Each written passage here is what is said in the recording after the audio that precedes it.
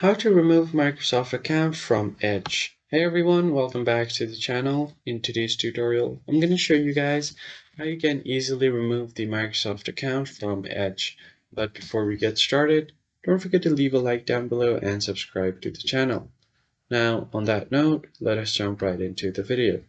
The first thing you're going to have to do is click on the three-line icon at the top right corner and then head over to settings.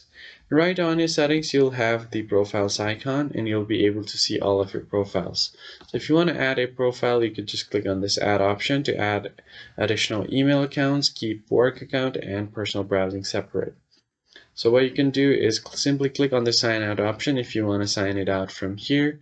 But what it does is it will not completely remove your Edge account from your Edge. For that, what you need to do is open up your settings, right click on the Windows icon and head over to the settings menu. And once you land on the settings page, head over to accounts.